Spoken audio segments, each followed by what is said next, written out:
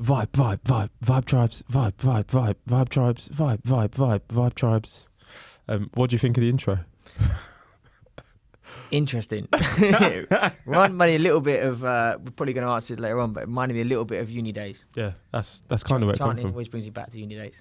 As people are like, you need a jingle. I was like, yeah, chanted all the time at uni. It kind of inspired what I'm doing. But yeah, we're back, people. Welcome to another episode of Vibes and Tribes. Today, I am joined by, they're all special guests, but yeah, this is Harry. So yeah, if you just want to give a quick introduction of yourself and what you're doing at the moment, and then yeah, I'll take. Well, lovely to meet you all. So my name is Harry Hudson. I started Kinetic Foundation 11 years ago, which is a registered charity in the UK, and we work with disadvantaged and disengaged young people through football. Bang. Elevator pitch done. That was fantastic. Before we get into that, now we've piqued your interest. If you've gotten this far, please remember to like, subscribe, follow, comment, and show support. But yeah, with that, we'll get into it. So yeah, Harry, as you've mentioned, you've been running Kinetic for 11 years. But before we get into that, let's take it way back. So I always like to start in secondary school. Mm-hmm. What secondary school did you go to? I went to Royal Russell School on a football scholarship. A secondary school on a football scholarship? Where is that school? Croydon. So it was an independent school. So okay. I was very fortunate to gain that scholarship at a time when, I know my parents were glad of it because interesting secondary school, state schools around my area. Okay. So, yeah. Oh, nice. And do you remember what you studied? At GCSE? Yeah, let's go straight to GCSE. Definitely, obviously did the usual maths, English, science. I did geography, history, and I did both languages actually, Spanish and French at my school. Have you retained any of that knowledge? Un petit peu. Nice. For those who don't know French, that's a little. A very little. Yeah, I know that. And like, what was your school experience like? Being on a scholarship, did you enjoy school? Were you academic? Did you mess around? What was it like? I was academic. I was quite lucky in that regard. I didn't particularly enjoy my school. So my school education was state school, primary school, then from year 7 to 11 was independent school, and then went back to state school for sixth form. So I felt more comfortable socially in the people I was around when I was in state school. But that being said, I was fortunate to have those years at probably the most you're probably most malleable between year 7 and 11, and I think I was lucky to be around influences that weren't going to be that detrimental to me. Nice. In those years. So probably relatively mixed at that time, but yeah, I never struggled in school, touch wood. Always had a good ability to be able to perform on exams, which that's all our education system tests. It doesn't really test your intelligence. Yeah. But that's probably for another episode. Yeah, so I was relatively good at that and done really well academically at GCSEs especially. Nice. And you talk about being on a football scholarship. I know in these independent schools there's a lot of focus on like various sports. Were you solely focused on football then, or were you able to partake in like rugby, hockey? I don't know what else they do. So at my school we didn't have rugby, wasn't on the curriculum, so it was just football, hockey and athletics in the summer. Mm-hmm. When hockey came around, I didn't need to do that. I just could focus on football. So, oh, nice. Yeah, good in that regard. Yeah, I don't know. It's an interesting one because the school was actually quite poor at football. They weren't very good. No, it was pretty poor. There's one or two of us that were on scholarships and were good, decent players, and the rest of the team were pretty poor. And then as the school progressed, there would become obviously more and more talented footballers, and they became quite good. But that was after I'd left the school. So while I was there, I was a bit frustrated. You know, when you're playing a team with a couple of decent players and a lot of poor players. And were you I'm taking a school like that, they're playing against other independent schools who probably have a lot of talent, so you might have been getting spanked quite a lot. We'd lose 7-5. It was not normal football results. Yeah. Because we had some good players, but we just had real weaknesses throughout. So, and the thing is, where my school was, it was positioned next to Whitgift. Oh, okay, yeah. So I know about all the best players went Whitgift. Yeah. I would have gone Whitgift if I was a better footballer. I wasn't good enough to get Whitgift, but I was good enough to go there as a scholar. So it was it wasn't necessarily that. Some of my frustrations that might have led to behavioural instances at school would have been probably founded from the fact that I probably was a big fish in a small pond and didn't really Understood. feel like the school was that good for what I went there for, which is the football. All right. And so obviously you've gone there on a football scholarship. Just getting an insight into Harry the person. You're on a scholarship, right? You mentioned there's only one or two good players. At this age, 7 to 11, do you feel like you can still make it pro? Is that your aim, or are you just using this for a good education? When I started there, I was still at academy, so I thought that was my objective, was to try and be a professional footballer. That's all I knew from when I was like as young as I can remember. As the school years progressed, I realised I wasn't getting better. I was probably going on a downward curve, so I wasn't going to be the way that I was going to be successful being a pro. And when I was eventually released, like, it was a case that was a challenge for me, because from when I was very young, I was always known as a footballer. So even when I was going back to primary school days, like in year 4, I was playing the year 6 team, and that was like, if you did that, like you were known around school. That was that was what I was known for from a young age. And even when the school I moved to, secondary school, we had like house sport, because it's an independent school. So like as a year 7, I played in the year 9 team. So I'd always be playing up and be known around school for that. So when I didn't have that identity anymore of I was signed at a professional club, it was an interesting time. And what age did that happen? 12. At 12. Okay. And all right, so we've spoken about your I suppose secondary education. You're in an independent school, you go back to a state school. What do you do at A level? I did sport, media and biology. Sport, media and biology. Did you always so I suppose in year 11, did you have an idea of what you wanted to do? Did you just pick these off the cuff? I was quite fortunate. When I came out of professional football, my vision was then I'm going to be a professional coach. If I can't be a professional player, I'm going to be as close to it as I can as a coach. So the subject, like PE, was obviously always going to take that. Biology goes hand in hand with that to open up like sports science options. And then, that was a case of just filling the third subject, I suppose. Wait, sorry, just to go back there, you said that if you weren't going to be a professional footballer, you knew you wanted to be a coach. What age was that? So probably around about 14. Okay, 14, you kind of had that in your head. That's early. Yeah, I was very fortunate. I had like a really strong family support with me. And then my dad was at that point embarking on a second career as a football coach. Oh, okay. So I kind of rode that wave. Okay, nice. Started getting my badges as soon as I could. Oh, wow. Yeah, and then so football was all I knew. So I was like, okay, so I can't do that. I'm going to be a professional coach. And that's what I went into. So I started coaching at 14, and then got my level 1 as soon as I could at 16. Level 2 at 18, and my B license at 19. Oh wow! And so at 14, when you're coaching, who are you coaching? Who's taking? Tots. Okay, little tots. Yeah, little tots. But I didn't know. Cool. At that stage, I didn't really know what I was. I didn't have any when I look back, the methodology of what I was doing. I was just facilitating kids to have fun. It was like after school club coaching, fun coaching, not necessarily what I would now classify as football coaching per se, what I do now. Yeah, okay, I get that. And so to jumping back to sixth form, you are back at state school. You've picked your subjects. How was that experience for you? Those 2 years. So first year, so to give you a bit more context, I went to it was the first year a girls' school took boys into their sixth form. Oh goodness, that sounds fun. It was fun. So I think there was 30 boys and 180 girls in each cohort. So my goodness, my AS levels, I'm showing my age, but my AS levels, I came out with, I think, 2 E's and 2 D's. Oh wow. Yeah, and I remember meeting with 2 D's for distracted. Double distracted. Yeah. When I went I remember meeting with my mum and the head of sixth form.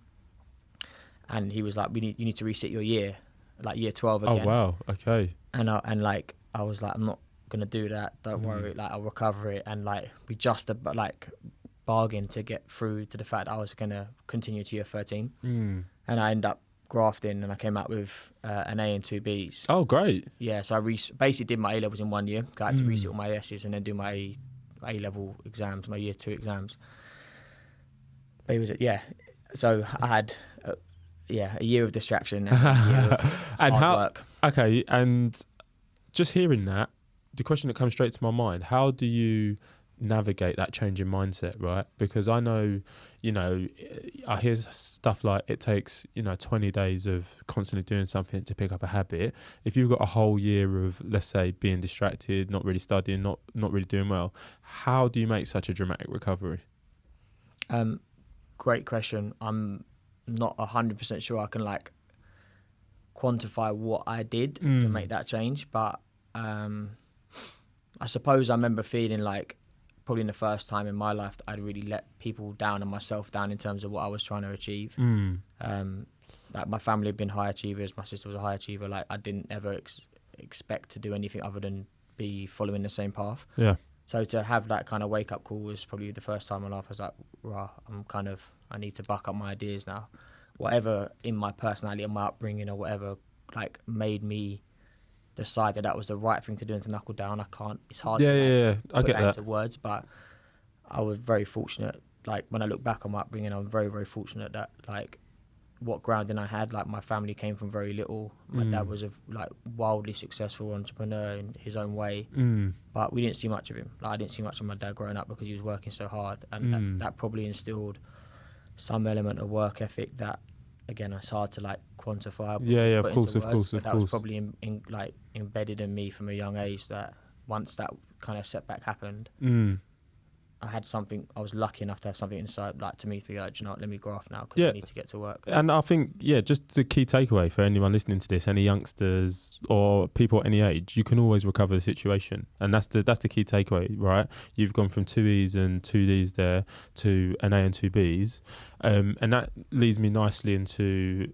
So you go to university. I know this because we attended Southampton together. What's that decision-making process like? Deciding, number one, what you want to do and then where you want to go. Because obviously you've got that you want to be a coach right in your head. So, what you study and how do you decide where you go?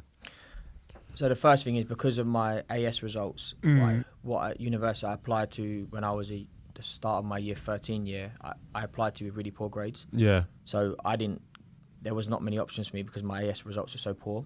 So I applied to universities that would fit the grades that I got in year 12. Yeah. Very quickly, they weren't universities I probably would bother to go to. Of course. In the nicest possible terms. So when I got my final grades, I basically cancelled my UCAS that year and reapplied in September because with an A and 2 Bs I could open up far many more doors for me. So I decided to have a gap year. Probably was going to have one anyway after, because I knew I couldn't apply for great unis from year 12. Okay. So it come down to when I did apply for my final grades. So I had a place at Southampton, a place at Bath.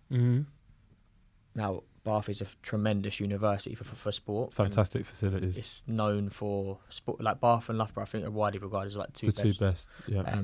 Team Bath. Team Loughborough, yeah. And I still remember Army calling through Team Bath after winning away in the football team. But yeah, that's another story. But I remember thinking that when I went to visit Bath, it reminded me of my secondary school. The demographic of people I'd be around reminded me of that, and I didn't want to be a part of that. That wasn't what I wanted to do.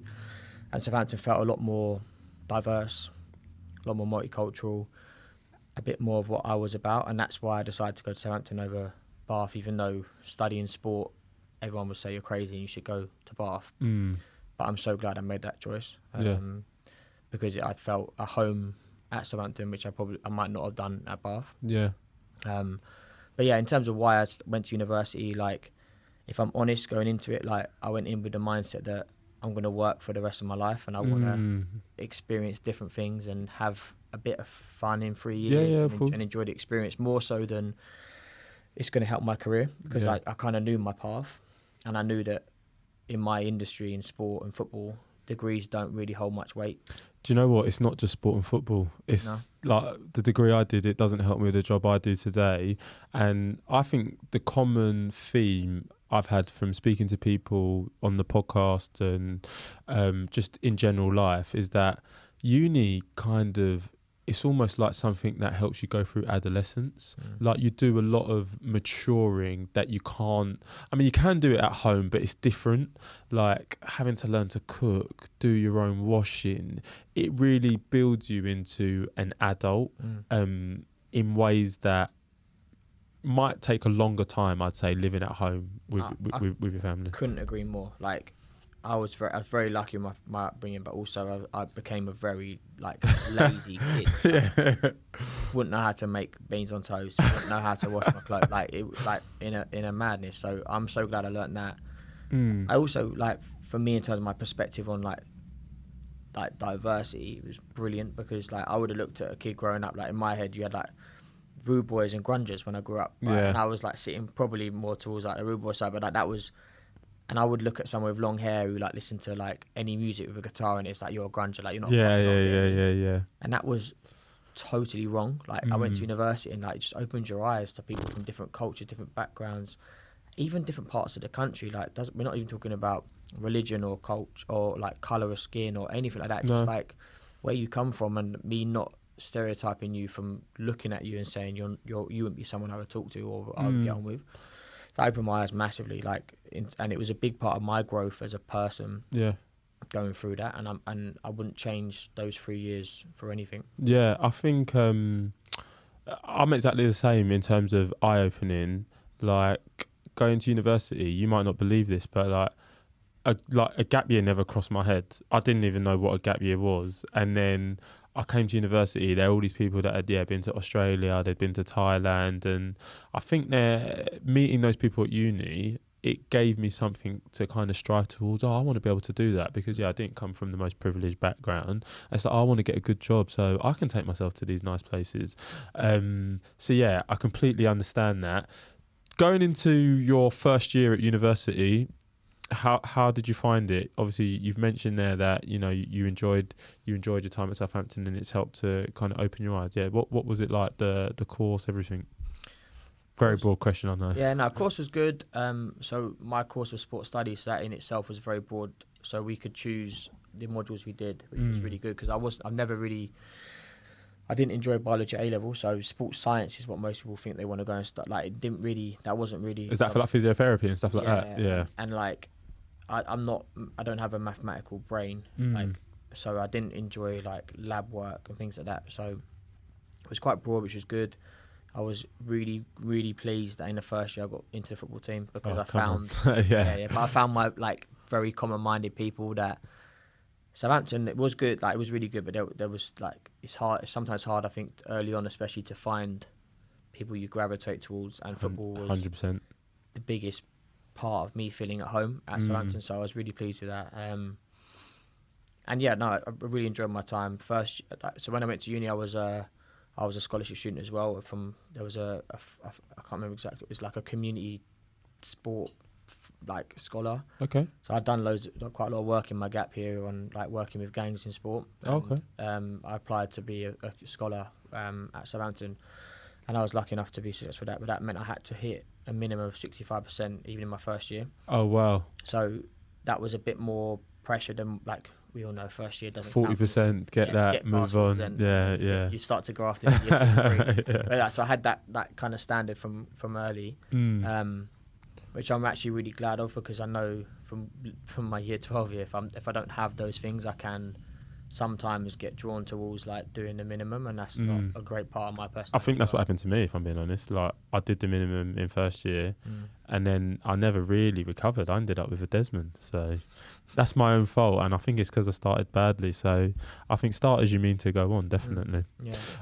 So you mentioned that you got your UEFA B by 19. First year of uni, I'm assuming I know what it's like to be a fresher in the Southampton uni team. You only know too well. Like, talk to me about that process of when I got to uni in my first year, third year. You were obviously coaching.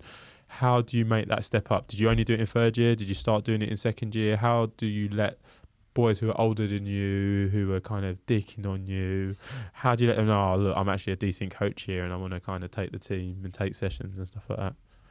Yeah, really good. I mean, trying to think back exactly. So first year I didn't coach. Second year I was involved in recruiting the coach, who was one of my bosses in my like outside jobs. Okay. But then towards the end of second year, I think he moved away a little bit, and I did a little bit more. And then third year, I think I took a bigger lead in terms of delivery.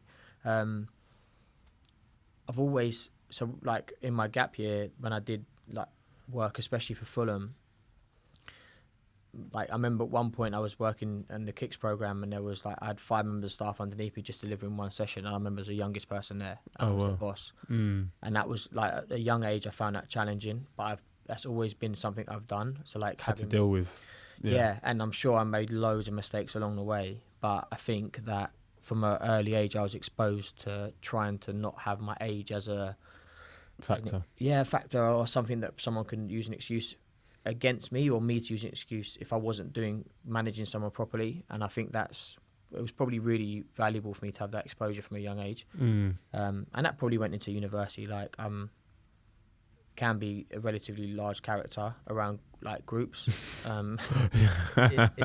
I'm comfortable. So I think that's probably something that that's helped me. But I'd like to think now most of that now is around my knowledge. I always try and manage, whether I'm coaching or managing a football team or managing my staff, by like experience and knowledge rather than like worrying about age or personality or things like that. It's like stature, or I'm older than you, so I can coach you. Or It's none of that. Than you. Yeah. It's all on merit, right? That's what you try and go on. You just try and prove yourself, and then you take it from there. And built mutual respect, because we've all been there when like a boss is being a certain power just because they can. And I don't believe ultimately long term that will ever result in good performance from staff members, because we've all been there. You give someone lip service and behind your back you're thinking this or thinking that, and then when they're not there, you tend to just think, oh well, they're not there today, so I can do what I want. Like I don't believe that's the way to get like great results long term. And how did you find coaching people at uni? Because obviously it's university, right? So people are hanging, they want to joke around.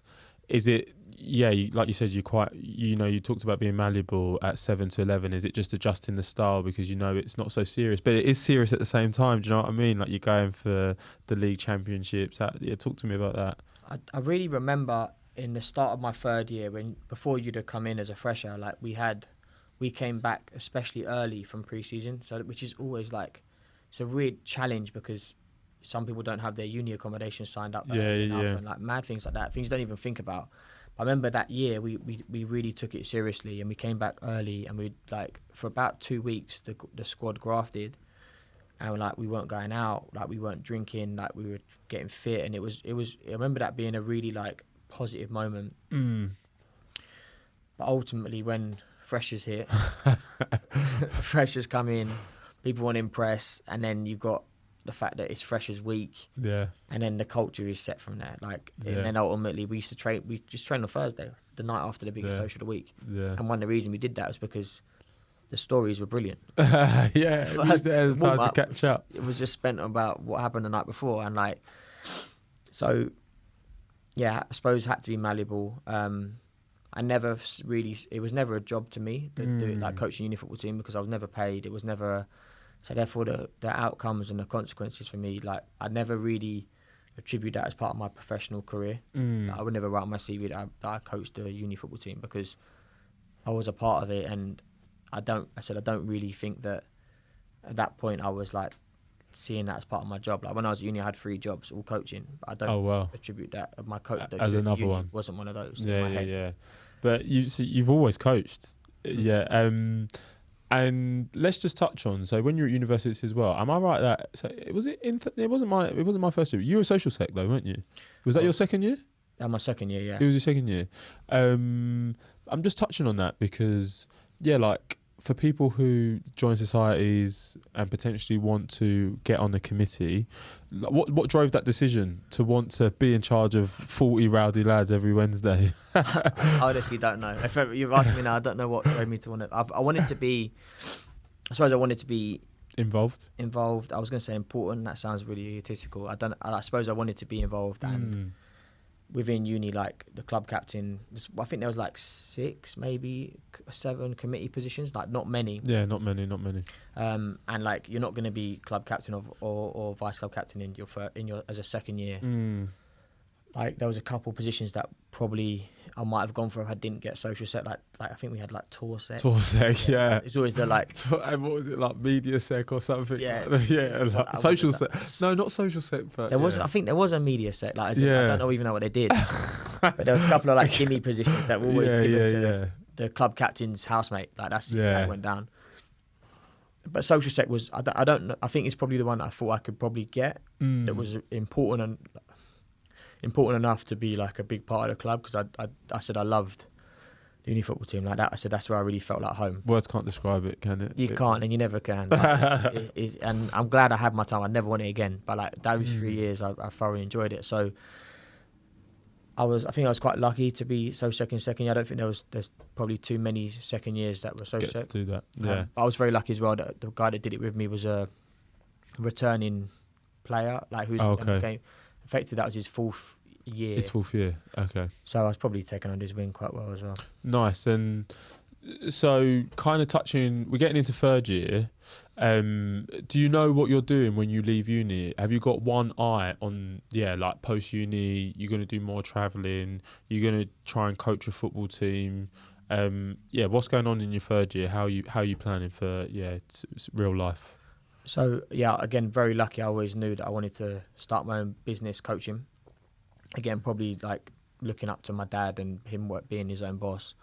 But I've kind of always had like two strands in what I wanted to professionally. Like one, I wanted to be my own boss. I wanted to have something to fall back on. But then I also wanted to try and always go as far as I could in football. Like I've always felt like I can go far, and I still feel the same way. So I suppose it was like, I'm going to come out, I'm going to start my own business, I'm going to have something I'm going to build, but if I can coach professionally, that will be my objective. But I know I always knew how competitive that was. Yeah, of course. And so the first thing that comes to mind, so you've said there that you always knew you wanted your own business.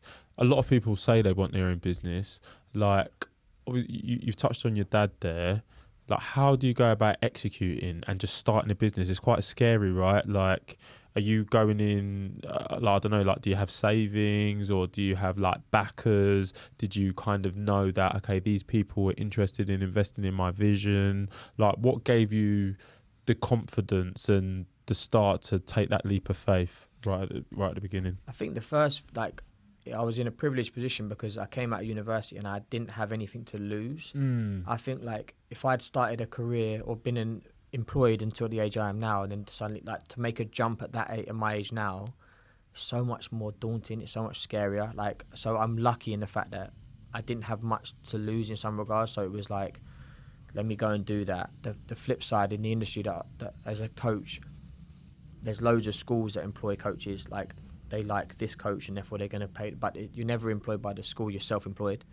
So in the industry that I started after university is quite known for people to start small coaching businesses as a one-man band, and then as they grow, they bring in one other person or two other people, and then what typically happens is that person hits capacity when they physically, i.e. me, can't coach more than 8 hours a day, and then they either bring other people in, or most often it fizzles out.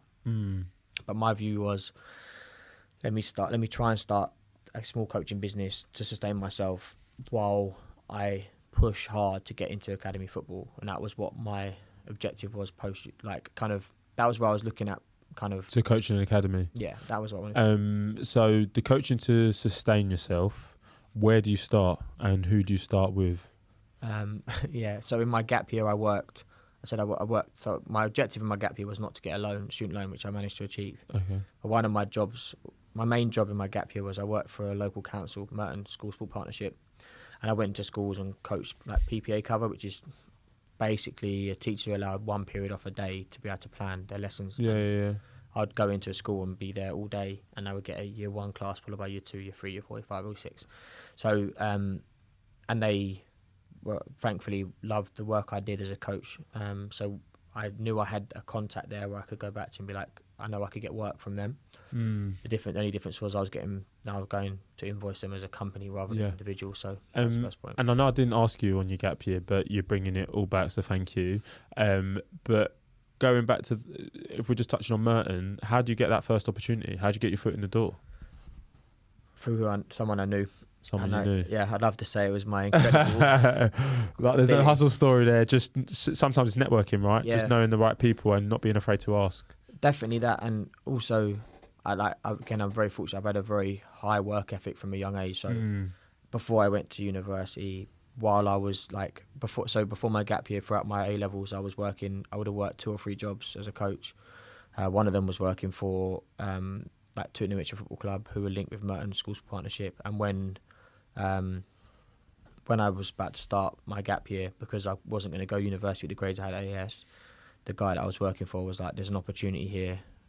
Do you want to take it?" And I said yes. And everything happens for a reason, right? 100%. If you don't take that gap year, I'm not saying that you wouldn't be where you are now. Something tells me you still would, but it might be you might have started in a completely different position. I wouldn't be where I am now, and I know that for a fact because of the experience I had in my gap year changed my trajectory of where I wanted to go. Oh wow!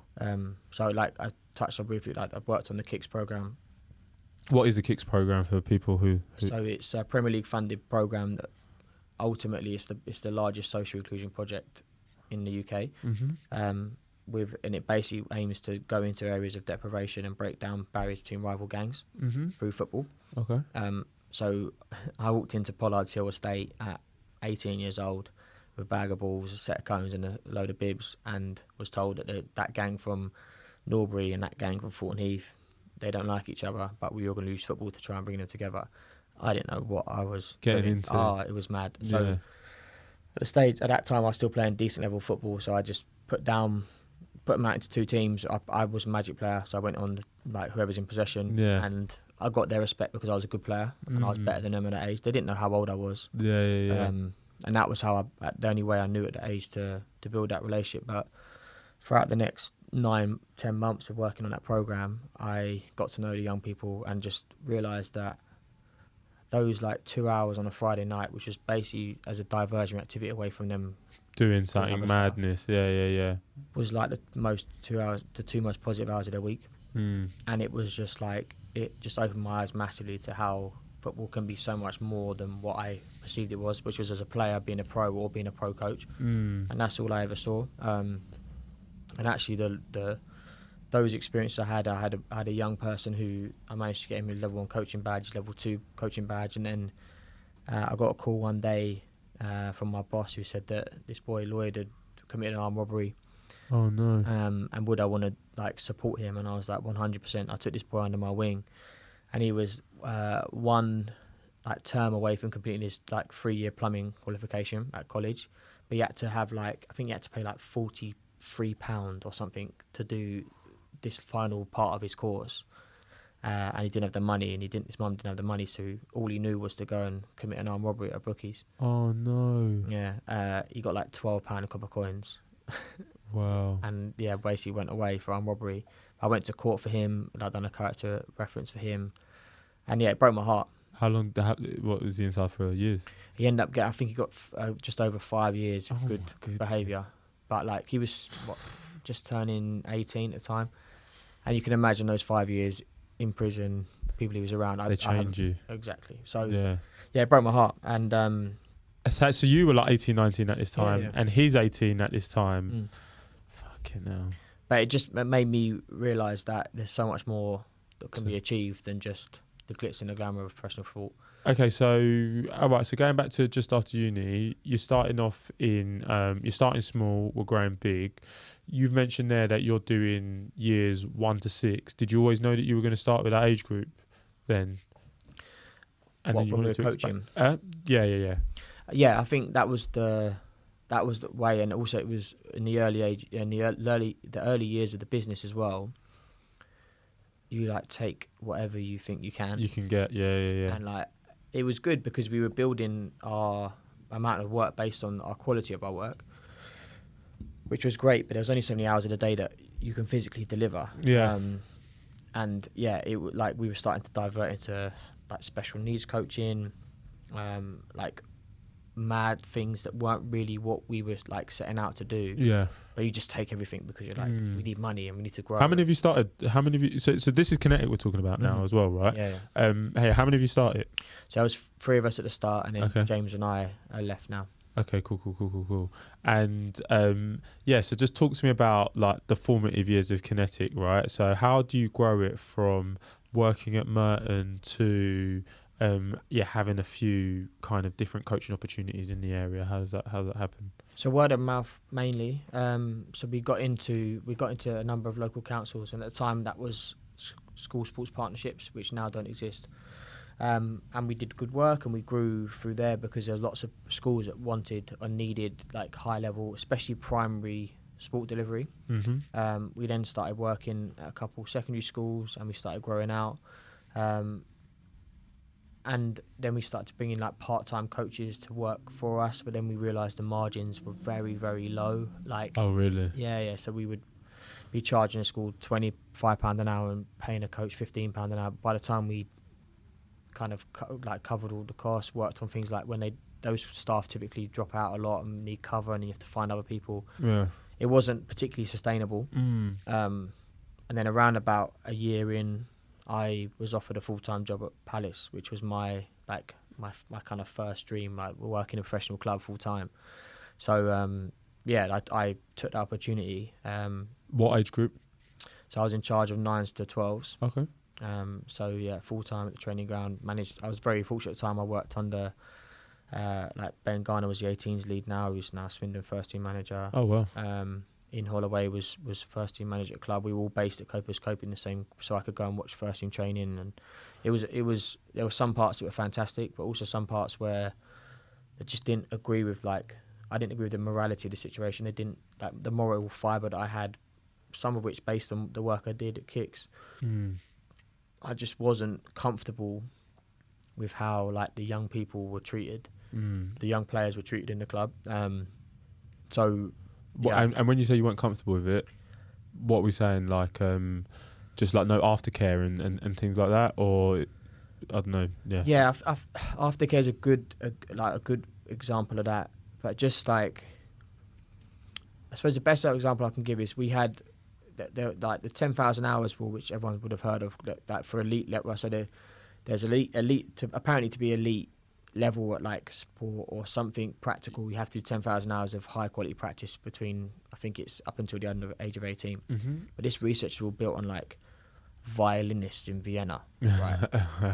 It's not relevant. Yeah. But it came in football, so everyone in football was like, "Rah, we need to get as much engagement time as possible with the young people that we have signed." So my Wednesday when I was full time was day release, right? So you've had a day release. Yeah, so I know kids come out of school to do more football with their academy, and it's signed off by the school. Yeah. So our Wednesday was we'd have young people dropped off at the training ground at 8:30, pretty much because parents had to get to work. They would then do an hour of education, which only consisted of kids watching YouTube. Wow. Videos of Ronaldinho. They would then do a 2-hour session, 10 till 12. They then have lunch and then have more education time, more Ronaldinho time. They then do 2 more hours of training in the afternoon. That really sounds fun. And then you haven't finished yet. And then we would then minibus those kids to another training venue to then train with their team. Wow. So we were hitting over the course of a week. The young people might now get 12 hours of engagement, great, but 8 hours of that was on a Wednesday. If you're working with 11-year-old kids, they can't train for 6 hours. No one can train for 6 hours. Yeah.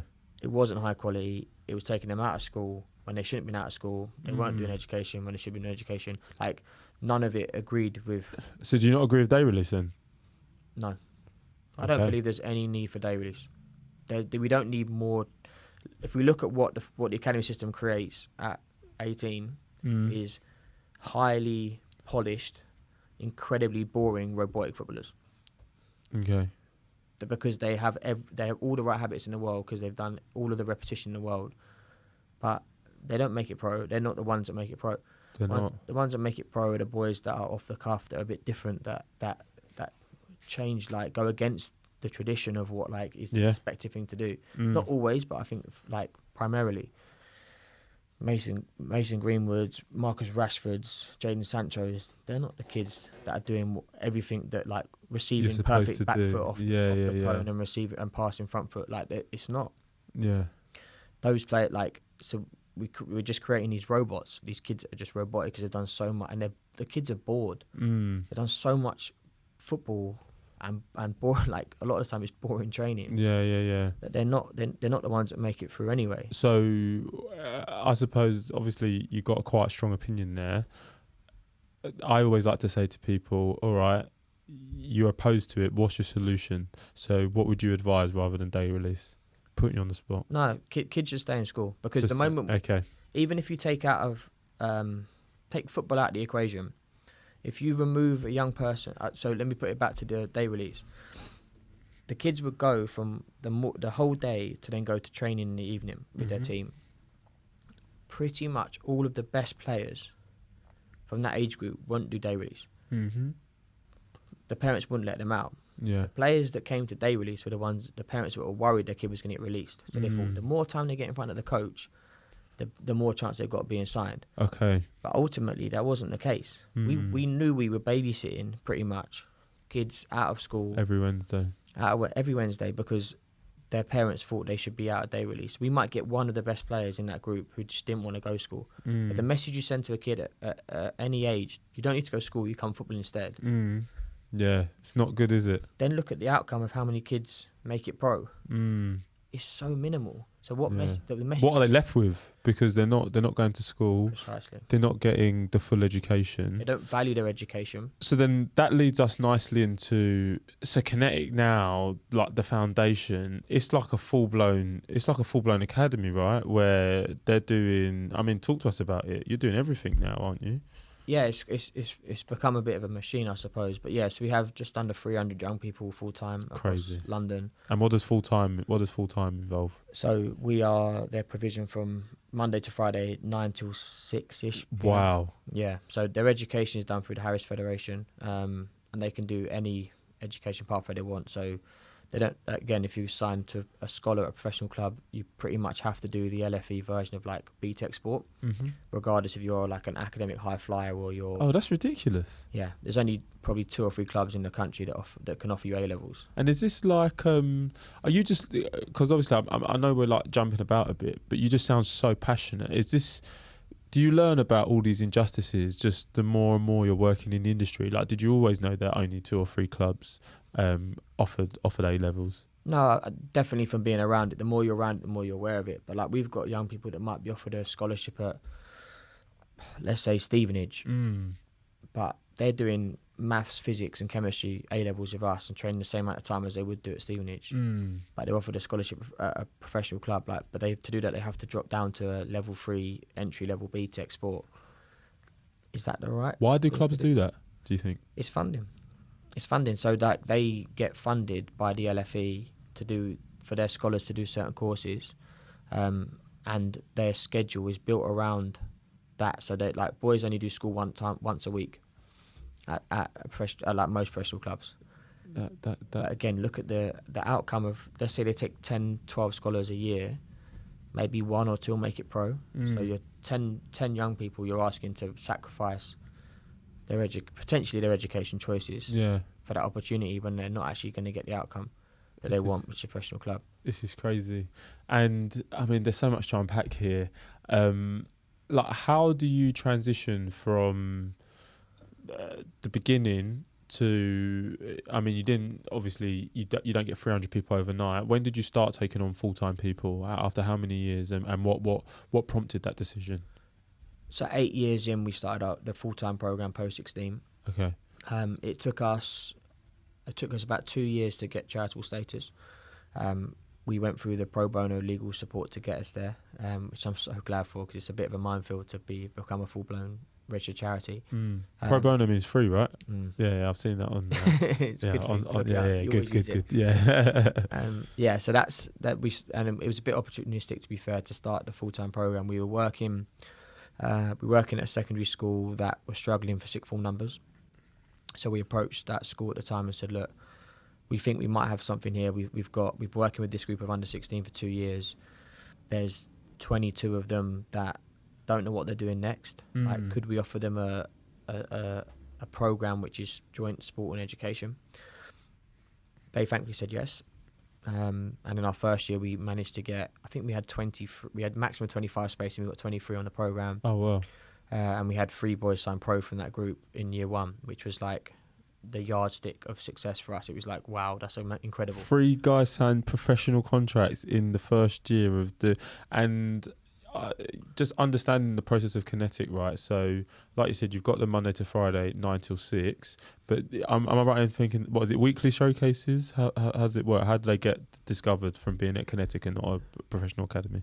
It's just kind of 3 main ways. So now, I suppose I'm saying this now. Back when we started, it wasn't the case, but now, thankfully, like clubs, scouts, and agents will come and watch our games because of the reputation we have.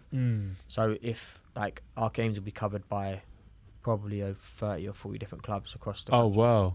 Over the year will come and watch us in some capacity. So that's one way. The second way is, again, for our reputation now, clubs will contact me and say, like, we're looking for a left-footed centre-half. Do you have anyone? And we would recommend players to go in. And then finally, I suppose, it's through agents or contacts that a young person might have themselves that would then maybe push that player into professional clubs. Okay, well. And then we have our own showcases. So we all do showcases. Is that open to people not just in Kinetic then, the showcases, or is it just people in Kinetic? It would only be people signed up to Kinetic, but we would invite clubs to attend. Okay. And we have them in like a variety of different times across the year, but it depends about... So different parts of the year, there's different pushes for players in clubs. So over the pre-season period, there's a big push from clubs to try and get players in. And then between kind of September and like November, there's a bit of a lull when like... So a group of under-16s will be given scholars. They'll then look at trialists over the summer, and then that group gets handed to an under-18 coach who inherits them in September. And then they basically get like look at that group, work through that group, work with that group, and then by about November they'll be like, I don't like him, he's not very good, or he's really good, he should go up. Like, and then gaps become like open. So then we have like another big push where we'll play against professional clubs again, or they'll ask us for players around the new year. Yeah. And then the cycle kind of starts again. Yeah. Which ties in quite nicely with the FA Youth Cup, which is massive. Yeah. So, are you in it now? Yeah, we have 4 teams in it. Amazing. And that we'll always unfortunately kind of be out by Christmas, because that's when like the 4th round proper hits. Third round proper hits, sorry. So between like middle of August to again end of November, early December, like FA Youth Cup's our focus. Every 2 weeks we play in the FA Youth Cup. And like that again attracts tons and tons of scouts. What's the best that any of your teams have done in the FA Youth Cup? But the 3rd round proper 3 times in 8 years. Oh wow! So we played, so that's like we could have played at that point. Premier League clubs come in: Man United, Man City. We the biggest profile we've had so far is Wigan Athletic at DW. Which when the draw came out, we were actually like, oh, we can beat Wigan. Yeah.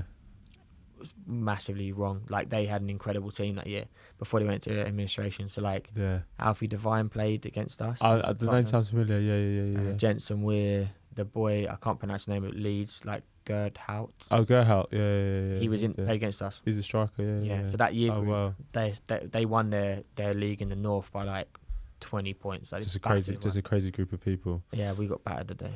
I mean, this is so interesting. So you touched on the fact that you've had 3 pros in your first year.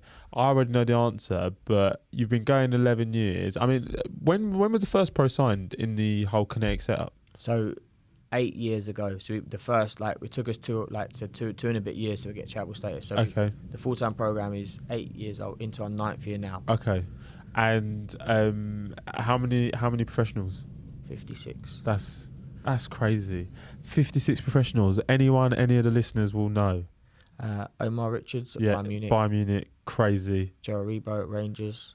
Doing bits. They just beat Dortmund in the Europa League. Josh Madger. He was on Sunderland till I die. He's been at Bordeaux. I think he's back in English football now, isn't he? He's on loan at Stoke. Played against Palace the other night in the FA Cup. And I'm sure. So here's a difficult question, and I hope I'm not putting you in a spot, right? So you've got 300 kids. Do you take every one of them on thinking every one of these people is good enough to go pro, or are you just trying to improve them as a human being? Because, what is the goal? I know you gave us the pitch at the start. The goal is to, after 2 years on a full-time program, move the young people into further education, employment or training. Okay. That's the yardstick of success. So if that's employed at Sainsbury's, doing a managerial pathway or a menial role, that's brilliant. All the way to if you're employed at Man City and you're getting $7,000 a week, like those are both success parameters for us. We don't gauge one more so than the other. Yeah. So that's the ultimate goal of the charity. It's not to make everyone pro. It's not. But ultimately, if we didn't have that as a pathway, we wouldn't be inundated with young people wanting to join the program, and that's the challenge, because if our outward facing social media is all around the success of the football, because ultimately that's what hooks the young people into the program, but it's just the tip of the iceberg. And the longer I do the work for Kinetic or grow Kinetic out, it's so much more than just football. And how do you go about educating people on that, right? I mean, I know you're on this podcast giving some of that information, and I'm loving everything I'm hearing. How do you pull people in with the carrot of education and the carrot of something after, that higher education? The truth is we don't.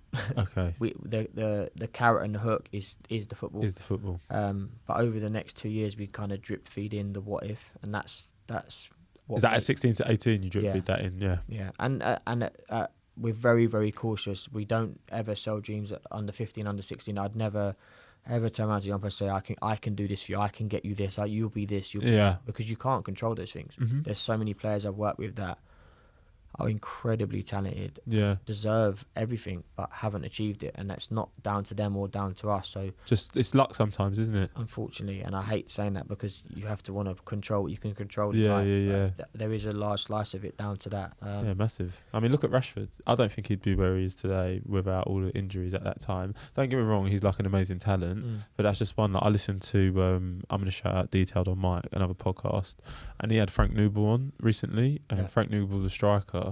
And he spoke about how he loved his time at West Ham, and Zola was maybe like one of the best coaches ever. But then Zola moves on, and then you get Big Sam. No, you get Avram Grant. He said Avram Grant was a complete waste of space, and then he's like, and then you get Big Sam. Big Sam's like, I'm looking to lump it up, need someone to hold it up. Sorry, you're gone. It really is like just the manager at the time, whether they like you fit in, whether you take the opportunity. There's so many factors that goes into it. It is crazy. Like Gerrard only got a scholar because 2 players ahead of him were injured. That's crazy. He weren't going to get a scholar. He got where he is. You look at Zaha. I know for like a Palace, the manager, first year manager, came into a session, was like, I need players to go on our pattern, and he went, he's big, he'll do. One of them was Zaha. Zaha wasn't even playing for the 18s at the time. Went into the first team session, pattern lit it up, and next thing you know, he's trained the first team. Wow. We had a boy who, like, supremely talented, was on trial at Charlton, ripped it, played against Brighton. I watched the game. I think he scored 2-1 a penalty. They won like 4-3. Was offered verbally a contract on the Saturday. On the Sunday, the club changed ownership. Monday, the new owners came and said no more contracts. Oh my God. Taken away from him overnight. That's his life. The kid never recovered it. And 4 months later, Joe Aribo signs as that same position that kid had been verbally offered 4 months earlier. At the time, wasn't as good as him. And look at his career now. Wow. And like that, you can't no one can control any part of what that happened to. And that leads me into a lot of what you're hearing. So I think like it might even be Crystal Palace actually, who are like the first club in the Prem to offer aftercare. Mm-hmm. So it's fun, it all ties in nicely. Like, what do you have an aftercare policy? Obviously, you're not you are an academy actually. I know you're massively invested in everybody that attends Kinetic. What's your thoughts on that whole process, and if for all the people that don't make it, because that's the majority? Yeah, I don't know what the aftercare will look like at Palace. I really hope that it's not just lip service. Yeah. In terms of what we do, so joint with the federation, like the education provider we have, like we follow up with the young people about what they do next. And, our biggest yardstick of success is how many young people leave the program and are classified as a NEET, which is not in further education and employment training. And we're under one, like what last year's cohort was like 0.7%, so like just under one. So not in further education, like university or whatever. Yeah, or working a job. So basically, like that would classify them as being probably a burden to society, so being on benefits. Yeah. So we're like driving. That's our main incredible. thing. We've got to drive that down as much as we can. So And it's already at just under, it's at 1%, you're saying? yeah. So, Okay. so we're Something to work towards. Exactly. We've got to get to zero. But yeah, so we're really proud of that. And when we first started the program, we were looking at like 12, 15%. Oh, wow. So we're actively working to drive that down, and that's in partnership with the Fed, with lots of careers advice and UCAS being massive, and CV writing and all those things that ultimately these young people probably wouldn't have had if they'd have left school at 16. Mm-hmm. So yeah, we're really like proud of that as our, I suppose, aftercare. But we had to make a decision probably about 4 or 5 years ago where we decided that we would, as a charity, work between 13 and 19. Yeah. Because there was loads of young people that need our help at 20, 21, 22, and we You have to. You can't help everyone. Yeah, exactly. And as savage as that is the truth. It's horrible though. Yeah. When you wanna, like, you feel like you exist to help, and you have to draw a line at some point. Yeah. And and it was our trustees that guided us towards the fact that we were like, at 19 plus, we become a signposting service. Like, we suggest this organisation or that organisation to help the next step, because if we carried on trying to support, we would just be spreading ourselves too thin. Okay, I'm actually going to come back to another question there, but before I do, I think before we end today, we have to touch on South of the River, right? Because I put it on. It's on BT Sport for those who want to watch it. It's a documentary about like it's like 15% of footballers within a 10-mile radius of South London playing the Premier League, or English footballers, shall we say, playing the Premier League. So it was like some crazy statistic, and I'm watching it. You see Jadon Sancho, you see Ademola Lookman, you see Joe Gomez. There's so many, and then Kinetic pops up, and there's Harry. I'm like, oh my goodness, Kinetic. And they touch on some of the great work that you're doing. So I suppose my question there is like, how does that come about? And like, do you feel comfortable? I mean, I know you're on this podcast. Do you feel comfortable? Yeah, I know, putting people in the spotlight, because it was during a tough time. It was during the pandemic as well, right? Yeah, like I don't honestly know how we got to the point where we do get contacted quite regularly around like being on telly or podcasts or interviews or journalists and stuff, and that's great, because ultimately, like, we want to promote what we do, so we have a wider reach, so we can work with more young people in the future. And yeah, like, being comfortable, I suppose I feel all right being interviewed. I feel okay being in front of a camera. Sorry, I'm gonna jump in there before I leave this. How was the pandemic for Kinetic? Because it touched on it in that documentary, but hearing it firsthand, how did you guys, cope through that? It was tough. Like, the biggest thing I feel for was the young people. So like, they come into us, and although we don't perceive it as this, like they see themselves having like a 2-year window of full-time football, which they might never ever get again. Yeah. I never had the opportunity to train full-time ever in my life. And like our second-year cohort that graduated last year, like 12 to 14 months of that opportunity just went. Ripped. And they'll never get it back. Yeah. And we don't know where they could have ended up with those opportunities, because some of the young people that we have, like, their development is like astronomical. Like, it's just mad how much they improve in such a small space of time. Yeah. So like, that was the hardest thing for me to deal with. Like, our staff, we tried to deliver things online. We tried to deliver like conditioning online, like sports specific training online.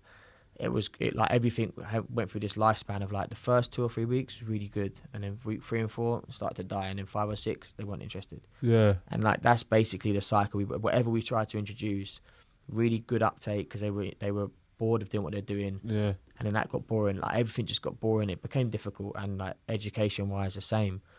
Really, like, we were so grateful that we had the support of like the Harris Federation. Like, they're a massive multi-academy trust. Hold tight, Harris Federation. They were delivering laptops to young people's houses.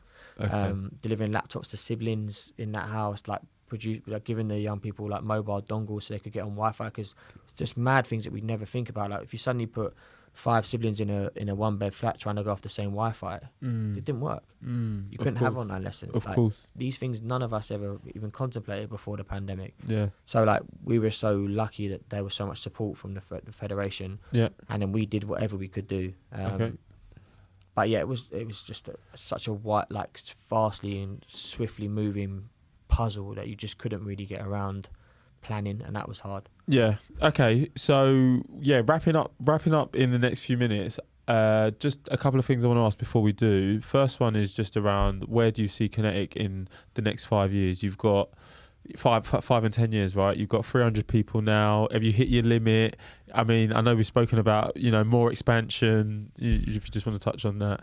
So the next step for us is introducing girls to our program. Come on. Yeah, got to be done. It has to be. We've been trying to launch for about 3 years, and the pandemic, don't want to go back the to next Steph Horton. The next we need Nikita Paris. Actually, no, not Nikita Paris, actually. Silly woman. But yeah, okay. So that girls is massive for us. So we're launching in about 5 weeks' time. Okay. So that's huge. And then probably start to just organically grow across London, but I don't necessarily believe we have the appetite. Like, we want to pick Kinetic up and go to Manchester and to Newcastle. Like, I think we're quite happy geographically where we are in London. The 10-year vision and has been for a number of years now is to start our own free school. Yeah. So, I don't believe the education system in this country is particularly modern, and it is very much like a one-size-fits-all approach. It's terrible. Yeah. So for me, we would love to create like a blended curriculum of sport plus education. That's it. Not just allow schools to gauge or to judge someone's intelligence based on maths and English, which is what we do. There's so many more intelligences, like dance, music, sport. These things are just totally neglected in. And I'm putting you on the spot here. Not that I know this because we've not spoken about it. I hope with the influx of the girls' football, you're going to be hiring a lot of female coaches. See, look at me. Hold tight the females. Yeah. Because we can see the referees coming up. We can see the Lions. Why not girl coaches, right? Because you want the girls who are going to try and make it in football looking up to people who look like themselves, of course. And yeah, that kind of brings us to the end of the episode. I mean, this has been fantastic, Harry. Thank you so much for joining us today. Before I let you go, I didn't do the icebreaker at the start because I was just so excited. So just let the people know, what is the one thing you pack first when going on holiday? So it's a book. Okay. But I am, and I say every time I come back from holiday, like, I want to continue reading, but I only read when I'm on holiday. So that's always a book. There I was thinking it's going to be a whistle or a football. you failed. No, that goes straight in the bin. I don't think about it on holiday. No, but I it's a really big bugbear of my own that I love reading, but I don't make time for it when I'm in my life, my general life. But when I go away, I'll a book one the granny out of it. I'll go through 3 or 4 books in 10 days. Yeah.